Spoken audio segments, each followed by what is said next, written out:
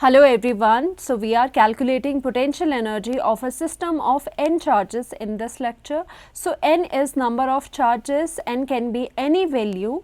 So earlier we have discussed about the potential energy due to two charges Q1 and Q2 जो हमने लिया था.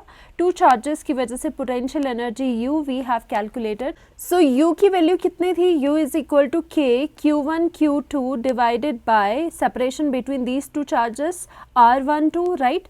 K क्या होता था? Electrostatic force constant. So ये वैल्यू थी for the system of two charges. Now the challenge is to calculate the potential energy for the system of n number of charges. कितने भी हो सकते हैं. So first of all, what is potential energy? जैसे potential energy आपको पता है क्या होती है? It is defined as the total amount of work done in bringing all present charges from infinity to respective position. अगर हमें n number of charges देखने हैं, let us suppose हम 3 से start करते हैं. 3 number of charges अगर हमने suppose यहाँ पर ले लिए, तो यहाँ पर क्या करोगे? टर्न वाइज टर्न यहाँ पर चार्जेस को इन्फिनिटी से उनके रिस्पेक्टिव पोजीशन पर लेके आओगे और देखोगे वर्क डन कितना हुआ. सपोज करिए पहले यहाँ पर कुछ नहीं था, हमने Q1 चार्ज को इन्फिनिटी से इस पोजीशन ए पोजीशन पर लाया, तो हम देखेंगे वर्क डन कितना है. Q2 चार्ज को इन्फिनिटी से इस पोजीशन पर लाएगी, फिर वर्क डन देखेंगे. लास्ट में फिर Q3 चार्ज को इन्फिनिटी से इस पोजीशन पर लाएंगे and will calculate W3 work done for bringing Q3 charge from infinity to C point, right? So basically हमें क्या पता होना चाहिए कि जो potential energy है वो nothing but the work done है, but हमारा जो phenomena रहेगा वो same रहेगा, but यहाँ पर क्या हो गया? यहाँ पर number of charges हमने exceed करवा दिए, okay, ज़्यादा करवा दिए, तो उसकी वजह से हम देखेंगे कि कैसे हमारा expression निकलता है, right? तो हमने potential energy समझ लिया यहाँ पर क्या होता है, एंड हमें पता है फॉर्मूला जो यूज़ होगा इसमें, potential energy is equal to the total potential energy जिस सिस्टम की है is equal to the total work done of that system is equal to potential into Q naught. Q naught यहाँ पर क्या है? Q naught is the test charge, Q naught is the moving charge, जिसे move करवा रहे हो Q not वो आपका रहेगा, राइट? चलिए, तो यहाँ पर इसकी डेरिवेशन हम यहाँ पर कर लेते हैं. फॉर द फर्स्टली अभी फॉर द टाइम बिंग हम 3 चार्जेस के लिए करेंगे, लास्ट में हम इसे n से जनरलाइज कर देंगे, राइट? सो फर्स्टली हमने क्या करा, ध्यान से देखिए. Q1 चार्ज को फर्स्टली यहाँ पर कुछ नहीं था, Q1 चार्ज को हम यहाँ पर लेके आए, और ये सभी चीज़ें कैसे हो रही है? In the absence of external electric field. कोई भी एक्सटर्नल इलेक्ट्रिक फील्ड नहीं है. सबसे पहले कुछ भी नहीं था, हमने चार्ज Q1 को इन्फिनिटी से यहाँ A पॉइंट पर लेके आए. तो आपको पता है फर्स्ट चार्ज को अगर हम लेके आ रहे हैं, कोई भी अदर चार्ज प्रेजेंट नहीं है, ना ही कोई एक्सटर्नल फील्ड है, तो उसे वर्क डन करने की कोई ज़रूरत नहीं. Work done will be zero, क्योंकि कोई भी अपोजिंग फोर्स नहीं है, इलेक्ट्रिक फील्ड भी नहीं है, अपोजिंग फोर्स भी नहीं है. So we can say that कि जो W1 है, W1 कितना हो जाएगा? इज इक्वल टू ज़ीरो, क्योंकि कोई भी एक्सटर्नल इलेक्ट्रिक फील्ड नहीं है, ना तो कोई ऑलरेडी चार्ज प्रेजेंट है. तो फर्स्ट चार्ज को लाने के लिए अपनी रिस्पेक्टिव पोजीशन में आपको W1 तो ज़ीरो हो जाएगा, क्योंकि कोई भी चार्ज नहीं है. तो चलिए बात करते हैं for the W2. W2 means W2 क्या है? It is the work done in bringing Q2 charge from infinity to B point. Okay, infinity से B पॉइंट पर लाने के लिए Q2 चार्ज को कितना आपको वर्क डन करना पड़ा? So will use the formula. Work done का कौन सा फॉर्मूला है? आपको पता है वर्क डन एंड पोटेंशियल का. Work done is equal to potential and multiplication में टेस्ट चार्ज. ये कौन सा होता है? This is the moving charge जो आप मूव कर रहे हो. सो यहाँ पर आप क्या लिखोगे? पोटेंशियल आप लिखोगे. फर्स्टली पोटेंशियल हम लिखेंगे V, एंड मल्टीप्लिकेशन में कौन सा चार्ज को मूव करवाया? Q2 को चार्ज मूव करवाया, राइट? Q2 चार्ज मूव करा. Now what is this potential? ये पोटेंशियल किसकी वजह से होगा? Now the main question arises. तो ये जो पोटेंशियल है वो किसकी वजह से होगा? जो ऑलरेडी प्रेजेंट यहाँ पर आपका चार्ज होगा, राइट? पहले क्या हुआ? देखो पहले क्या हुआ, पहले हम यहाँ पर A पॉइंट पर हम Q1 को लेके आ गए, राइट? अब हमें एट सम डिस्टेंस एक B पॉइंट है, B पॉइंट पर हमें Q2 को लेके आना है. जब हम B पॉइंट पर Q2 को लेके आ रहे हैं, सो ये किसके इन्फ्लुएंस में है? ये Q1 चार्ज के इन्फ्लुएंस में है. दैट मीन्स Q1 की इलेक्ट्रिक फील्ड होगी, जिसकी वजह से वो इसे अपोज करेगा, वो इसे हिंड्रेंस प्रोवाइड करेगा. तो ही आप इन्फिनिटी से जब इस चार्ज को B पॉइंट पर लेके आ रहे हो, तो हमें सम वर्क डन करना पड़ेगा, क्योंकि ऑलरेडी Q1 यहाँ पर है. सो इस पोजीशन में लाने के लिए जो वर्क डन के फॉर्मूला में आपको पोटेंशियल लग रहा है वो पोटेंशियल किसकी वजह से है, वो पोटेंशियल है जो ऑलरेडी चार्ज प्रेजेंट है। हमेशा याद रखो जितने चार्जेस हो गए उतने पोटेंशियल हो गए, ये हमेशा याद रखना है। सिस्टम में जितने चार्जेस हो गए आपके उतने पोटेंशियल हो गए। सो ये वाला चार्ज ऑलरेडी प्रेजेंट था, तो इसके लिए जो वर्क डन में पोटेंशियल होगा वो किसकी वजह से होगा, ड्यू टू दिस चार्ज। सो हम लिखते हैं कि ये जो पोटेंशियल है this is V1 due to, V1 का मतलब क्या हो गया, potential due to Q1 charge. So यहाँ पर लिख भी देते हैं, यहाँ पर लिख लेते हैं V1 क्या है, V1 is the potential, it is a potential due to Q1 charge, Q1 की वजह से पोटेंशियल लगने वाला। सो ये आ गया हमारे पास, और हमें पता है V1 की वैल्यू तो आपको पता ही है कितनी आती है, W2 is equal to potential क्या होता है, पोटेंशियल अगर V1 है तो चार्ज दैट मीन्स Q1 की वजह से होगा charge divided by 4 pi epsilon not, और यहाँ पर R आता है, राइट। R क्या है, सेपरेशन बिटवीन देम। अब यहाँ पर 1 और 2 की बात हो रही है, 1 की वजह से यहाँ पर जो पोटेंशियल है वो 1 की वजह से है, और पोटेंशियल किस पर है, 2 पर है। तो क्या आएगा यहाँ पर सेपरेशन, इसकी सेपरेशन कितनी है, 1 2। तो ये क्या है, यहाँ पर सेपरेशन हमने इसका जो डिस्प्लेसमेंट वेक्टर है वो R12 है, तो सेपरेशन भी हम क्या ले लेते हैं, इसे R12 ले लेते हैं, R12। Okay, this is a separation. और यहाँ पर Q2 तो एज सच रहेगा, जो आपका मूविंग चार्ज है वो Q2 है, राइट। सो यहाँ पर इसे हम फर्स्ट इक्वेशन ले लेते हैं, राइट। सिमिलरली हम क्या करेंगे, similarly we'll calculate W3, that means the work done in bringing Q3 charge from infinity to a certain point C। तो यहाँ पर C पॉइंट पर जब ये आ गया Q3 चार्ज, तो हमारा कुछ ना कुछ तो वर्क डन हुआ। अब जो हमने इन्फिनिटी से यहाँ पर इस पोजीशन पर लेके आए हम Q3 चार्ज को, तो उसके लिए वर्क डन किसके अगेंस्ट करना पड़ा, there are already Q1 and Q2 charges present in the system. तो Q1 and Q2 charges present है, इनकी इलेक्ट्रिक फील्ड होगी, राइट। तो इसकी वजह से ये दोनों जो चार्जेस है ये इसके वर्क डन को इन्फ्लुएंस करेंगे। So for the Q3 charges we have for the Q3 charge we have Q1 and Q2 charges already। so that means हमने क्या करा है, जितने चार्जेस होंगे उतना पोटेंशियल होगा। so that means इसके वर्क डन के फॉर्मूला में Q3 का जब हम वर्क डन निकालेंगे तो इसके फॉर्मूला में जो पोटेंशियल आएगा वो पोटेंशियल किसकी वजह से आएगा, जो चार्जेस प्रेजेंट है V1 और V2 की वजह से आएगा। सो दिस इज इम्पॉर्टेंट कि जब हम W3 के लिए वर्क डन निकाल रहे हैं तो पोटेंशियल क्या आएगा, potential is due to the both charges that are already present in the system। वो कौन से चार्जेस है, Q1 एंड Q2 है।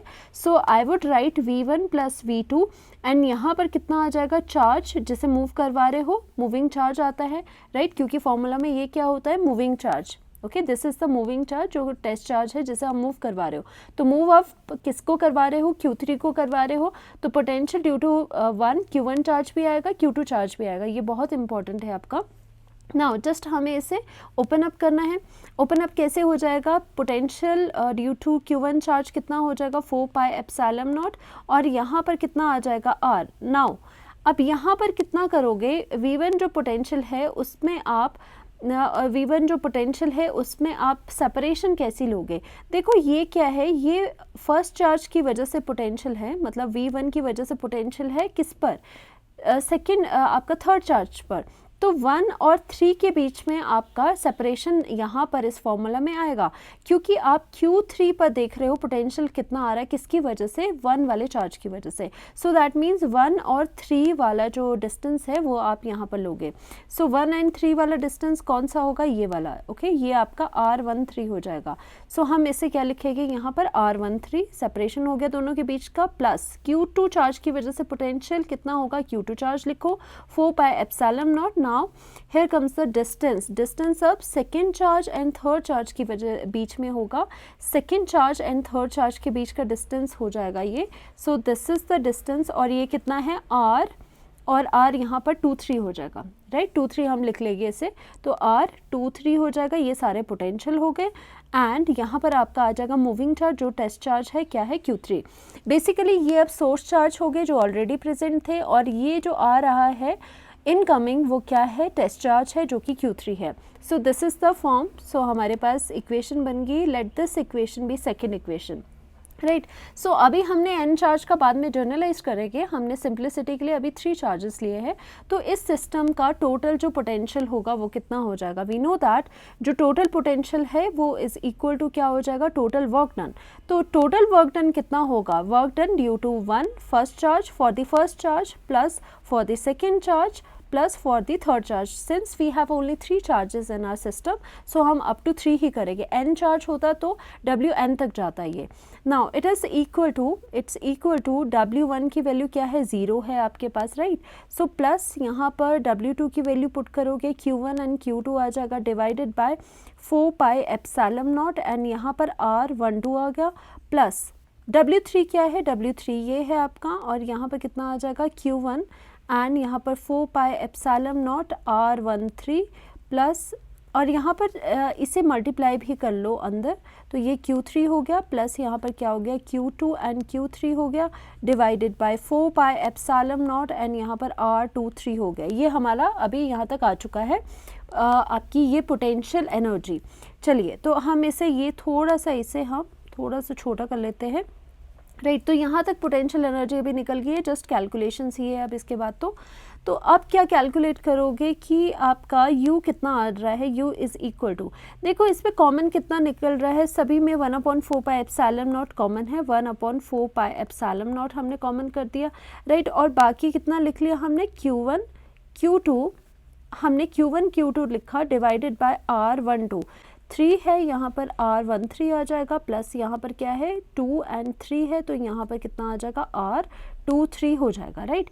So this is the final form we have got for the potential energy of system of 3 charges, right. So n charges के लिए हम क्या करेंगे? देखो n चार्जेस के लिए जस्ट हमें जर्नलाइज करना है, तो यहाँ पर क्या करेंगे? U is equal to for the n charges, U is equal to, यहाँ पर 1 सभी में 1/4 पाई एप्सिलॉन नॉट कॉमन है, तो हमने कॉमन कर दिया, राइट। अब यहाँ पर अगर आपके पास n चार्जेस होते तो ये चलता रहता सो ऑन, तो हम क्या करेंगे? यहाँ पर इसका समेशन करेंगे, और सभी में क्या है? यहाँ पर Q1 Q2 है, फिर Q1 Q3 है, इस तरह से है, राइट। सो हम क्या लिखेंगे जर्नलाइज्ड फॉर्म में? हम क्या लिखेंगे? 2 चार्जेस तो है, डेफिनेटली 2 चार्जेस है, Q, राइट, Q है हमारे पास यहाँ पर, एंड R है नीचे, एंड यहाँ इसे I दे देंगे, इसे J कर देंगे, और यहाँ पर भी I और J है। अब हमें I is not equal to J, ये पता है सिर्फ कि I J के इक्वल नहीं है इसमें, राइट। क्योंकि यहाँ पर देखो कभी भी हमारे पास Q1 एंड Q1 नहीं आया, या फिर R11 नहीं आया, तो I और J इक्वल नहीं हो गए। तो आप क्या करोगे? यहाँ पर QI लिखोगे, QJ लिखोगे, और जो ऊपर टर्म्स होगी वही आपकी नीचे होगी। अगर कभी न्यूमेरिकल में कंफ्यूज हो जाओ तो हमेशा जो चार्जेस के जो भी आपने यहाँ पर नंबर्स दिए हैं, जैसे IJ, वही R डिस्टेंस के IJ नीचे को रिपीट हो गए। सो ये आपका फाइनल फॉर्मूला है for the potential energy of n number of charges for a system containing n number of charges. So इस तरह से ये यहाँ पर कैलकुलेट हो गया। सो बेसिकली देख लेते हैं हमने एक्चुअल में क्या किया। फर्स्ट चार्ज के लिए वर्क डन 0 था, क्योंकि कोई भी चार्ज ऑलरेडी प्रेजेंट नहीं था, ना ही एक्सटर्नल इलेक्ट्रिक फील्ड थी। सो जब Q2 को इन्फिनिटी से लेके आओगे, सो यहाँ पर वर्क डन होगा, और किसके इन्फ्लुएंस में वर्क डन होगा? क्योंकि ऑलरेडी Q1 चार्ज प्रेजेंट था, तो यहाँ पर जो पोटेंशियल आएगा वो किसकी वजह से आएगा? Due to first charge. So first charge की वजह से पोटेंशियल यहाँ पर ओपन अप हो जाएगा। This is your first equation. Now for the W3 क्या है? ऑलरेडी यहाँ पर Q1 एंड Q2 चार्जेस है। Q3 चार्ज को जब आप लेके आ रहे हो, so this Q3 will be your test charge, and Q1 and Q2 will be source charges. So यहाँ पर जितने चार्जेस होते हैं ऑलरेडी प्रेजेंट, उतने ही आपके पोटेंशियल्स हो गए।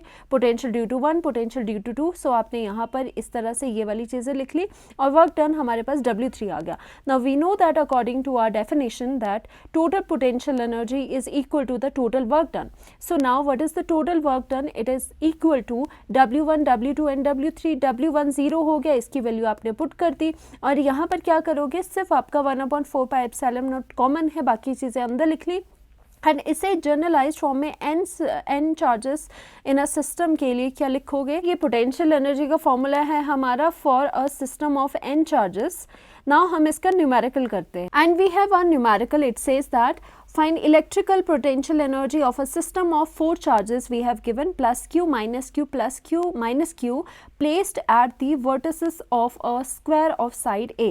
आपको ये respectively लिखना है, जिस sequence में given है उसी sequence में आपको लिखने हैं.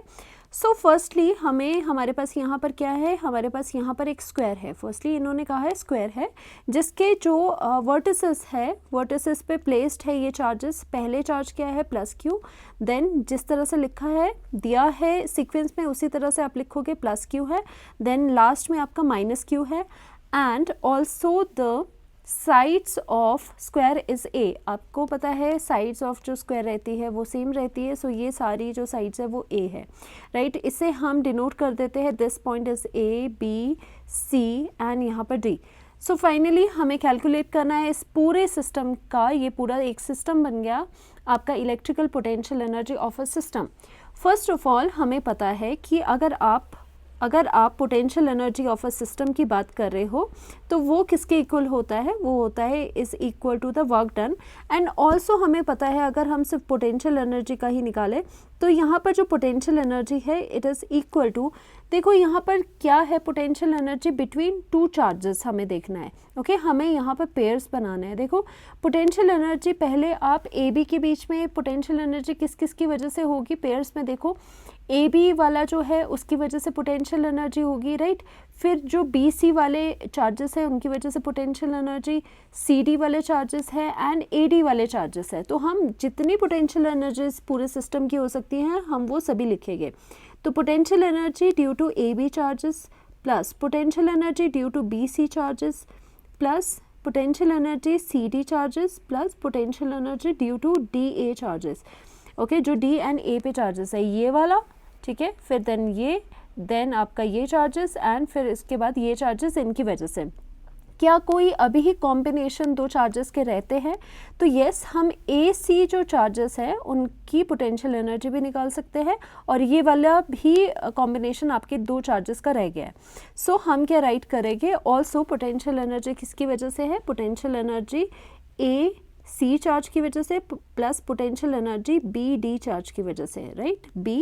बी एंड डी चार्ज की वजह से. तो इसे यहाँ पर हम ज्वाइन भी कर लेते हैं. ओके हम इसे यहाँ पर इस तरह से ज्वाइन भी कर लेते हैं, ये डायगोनल्स आ गए इस तरह से, राइट. अब हमें पोटेंशियल एनर्जी का जो फॉर्मूला है ऑफ टू चार्जेस का वो भी पता है, राइट. तो आप यहाँ पर देखो ज़रा जो ए बी है वो क्या है, पोटेंशियल एनर्जी का अगर जो फॉर्मूला आपने किया था ड्यू टू टू चार्जेस जब किया था तो वो क्या था, इट इज़ इक्वल टू के Q1 Q2 divided by R12. That means उनके बीच का डिस्टेंस नीचे K और यहाँ पर जो चार्जेस है, जो चार्जेस इन्वॉल्व हो रहे हैं उस पोटेंशियल एनर्जी में. ए बी की पोटेंशियल एनर्जी में कौन से चार्जेस इन्वॉल्व है, ये और ये चार्ज, वो कौन से है, plus Q and minus Q, right. And यहाँ पर अगर आप बी सी वाला देखो तो इसमें भी चार्जेस कौन से इन्वॉल्व है, plus Q and minus Q. तो देखा जाए तो चार्जेस तो आपके सेम ही है और जो डिस्टेंस है मतलब जो सेम पेयर है, यहाँ पेयर भी plus Q and minus Q है. इस केस में भी पेयर आपका प्लस क्यू माइनस क्यू है. इस केस में देखोगे तो पेयर सेम है, प्लस क्यू माइनस क्यू का पेयर है.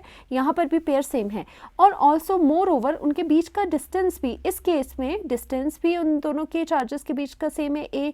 इस केस में भी ए है डिस्टेंस, इन केस में भी ए है और इस केस में भी ए है. सो दैट मीन्स कि ये वाले जो सारी एनर्जीज है उनकी वैल्यू सभी की सेम होने वाली है. सो इट्स बेटर कि 4 टाइम्स हम किसी एक की एनर्जी निकाल दें, राइट. अगर आपको फिर भी नहीं समझ आ रहा है तो मैं यहाँ पर पूरा आपको लिख के दिखा सकती हूँ. U इज इक्वल टू कितना आ जाएगा, यहाँ पर आपका K लिख लो. चार्जेस A एंड B पर कितने हैं, प्लस क्यू है और यहाँ पर क्या है, माइनस क्यू है, राइट. तो हम क्या लिख सकते हैं इसे, तो हम डायरेक्टली इसे क्या लिख सकते हैं, माइनस ऑफ, क्योंकि माइनस क्यू का चार्ज बाहर आ गया, क्यू इंटू क्यू वो कितना हो गया, क्यू स्क्वायर डिवाइडेड बाय दोनों के बीच का सेपरेशन कितना है, यहाँ पर ए है तो हमने क्या लिख लिया, तो हमने यहाँ पर ए लिख लिया. प्लस अब फिर से देखो बी सी में कितना है, बी एंड सी में जो चार्जेस है के Q1 Q2 divided by separation between them. Q1 Q2 charges कितने हैं, माइनस क्यू प्लस क्यू. तो हम उसी तरह से यहाँ पर लिखेंगे कि यहाँ पर कितना आ जाएगा, ये माइनस में आ जाएगा, राइट. माइनस के क्यू और क्या आ गया यहाँ पे, minus Q and plus Q का मल्टीप्लिकेशन करोगे तो क्यू स्क्वायर और माइनस आगे सेपरेशन कितनी है, ए है. प्लस फिर से सी डी में देखो क्या हो जाएगा, सी डी में भी charges minus Q plus Q है, इनका मल्टीप्लिकेशन माइनस क्यू स्क्वायर हो जाएगा, डिस्टेंस इनके बीच का कितना है ए है। सो यहाँ पर भी कितना आ गया, यहाँ पर भी आपका सेम वही आ जाएगा माइनस के Q square divided by A, right. फिर से देखो ए डी के केस में भी आपका सेम हो जाएगा, इनका जो मल्टीप्लिकेशन है माइनस क्यू स्क्वायर हो जाएगा, now we have minus of K Q square divided by a. So that means ये आपके सेम ही है, राइट, ये आपके सेम है। प्लस चलिए तो यहाँ पर निकालते हैं अब हम ए सी के बीच का, राइट, ए और सी के बीच का जो ये चार्जेस है इनमें पोटेंशियल एनर्जी कितनी होगी, फिर से लिखेंगे के क्यू एंड क्यू, इनका मल्टीप्लिकेशन करोगे तो कितना आ जाएगा प्लस के, और यहाँ पर Q इंटू क्यू है, यहाँ पर Q इंटू क्यू है तो कितना आ जाएगा प्लस ही में क्यू स्क्वायर आ जाएगा divided by. Now what is the distance between them, अब यहाँ पर जो ए सी डिस्टेंस है वो कितना है, ए सी डिस्टेंस कितना है। अब यहाँ से आप पाइथागोरस भी लगा सकते हो या फिर डायगोनल की लेंथ भी आपको पता होनी चाहिए। अगर ये ए है, ये ए है, तो पाइथागोरस से ये कितना हो जाएगा √2a हो जाएगा। सो हम लिख सकते हैं यहाँ पर ये कितना है √2a है और ये वाला डायगोनल भी √2a हो जाएगा। सो सेपरेशन दैट मीन्स इस चार्ज और इस चार्ज में सेपरेशन कितनी आ गई, √2a आ गई। सो वही हमने लिखा यहाँ पर √2a कर दिया।